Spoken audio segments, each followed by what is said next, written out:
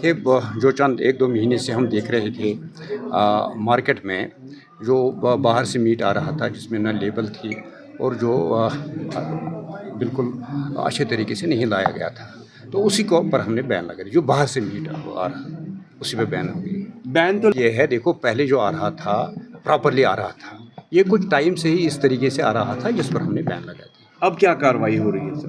देखिए हमने जो बैन लगाए, बैन हो गया तो ये इस किस्म का मीट अब तो नहीं आएगा। नहीं, सैंपल्स के रिपोर्ट हमें आ गए, बहुत सारे सैंपल्स के रिपोर्ट आ गए, हमारी वेबसाइट पे वो है।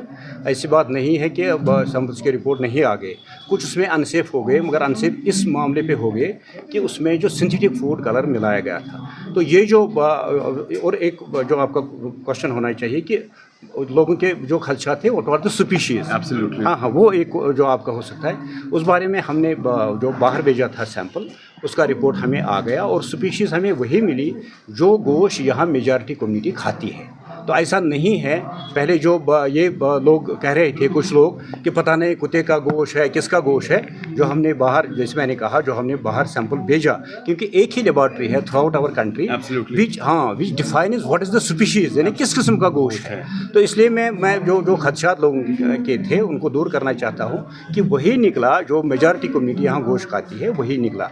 तो जो ये बैन जो बैन की आपने बात की, बैन जैसे मैंने कहा कि जो फ्रोज़न मीट यहाँ आता था, हाँ, अगर अच्छे तरीके से लाया जाएगा, जिसमें प्रॉपर लेबलिंग होगी और जिसको प्रॉपर टेम्परेचर कंट्रोल सिस्टम में रखा जाएगा, तो उसमें बैन नहीं है। बैन उस पर है कि जो अच्छे तरीके से नहीं लाया जाता था, जिस पे कोई लेबल नहीं थी, और उसके साथ साथ उसको ये प्रॉपर टेम्परेचर कंट्रोल सिस्टम में नहीं लाते थे, यानी चूक कहीं ना कहीं हो गई थी, जिसकी वजह से ये जो मीट था ये अनसेफ हो गया था, प्यूट्रेट हो गया था। और जो मैं अगर आपको तादाद बताऊंगा, तकरीबन 12,000 केजीज़ उस किस्म का मीट हमने जो प्रॉपरली उसको सीज किया और फिर हमने उसको डिस्ट्रॉय किया। बाकी जो लैब्स जो हमारी एक फुल फ्लेज्ड लैब है यहाँ पर, जितने भी फूड आइटम्स की सैंपलिंग होती है उसकी यहाँ पर बाज़ाब्ता टेस्टिंग होती है। मगर स्पीशीज़ को डिफाइन करना, स्पीशीज़ को देखना कि कौन सी स्पीशीज़ है, वो सिर्फ एक लैब है हैदराबाद में, ICMR की लैब, जो ये डिटेक्ट करती है what kind of species it is, which is, ये मैंने कहा कि स्पीशीज़ देखने के लिए। बाकी जितने भी फूड आइटम्स यहाँ हैं उनकी बाज़ाब्ता चेकिंग होती है, उनके जो हमारे फूड सेफ्टी ऑफिसर्स हैं रेगुलर वहाँ पर सैम्पलिंग होती है, और जो सैंपल्स हैं हमारी अपनी लैब है यहाँ श्रीनगर में, वहाँ उसकी टेस्टिंग होती है, और जो भी टेस्ट में आता है फिर उसकी अकॉर्डिंगली उसमें कार्रवाई हो जाती है। आपका फूड का मामला है ना, हर एक फूड में जो भी फूड आर्टिकल है पैकेट कंडीशन में आएगा, उसमें बाज़ाब्ता एक लेबल होनी चाहिए। लेबल पे लिखा होना चाहिए what is the date of manufacture, expiry क्या है, या इस पर जो बाकी जो लवाजमात हैं, इंपॉर्टेंट है licence number, FSA licence number, वो उस पर होना चाहिए। जितने भी लवाजमात हैं so far as label is concerned, वो एक फूड आइटम पे होनी चाहिए। और जो पेरिशेबल आइटम्स हैं, देखिए इसमें प्रॉब्लम कहाँ पे स्टार्ट हो गई, ये जो मीट है या मीट के प्रोडक्ट्स है, चिकन के प्रोडक्ट्स है, फिश एंड फिश प्रोडक्ट्स, ये बड़े ही पेरिशेबल आइटम्स होते हैं।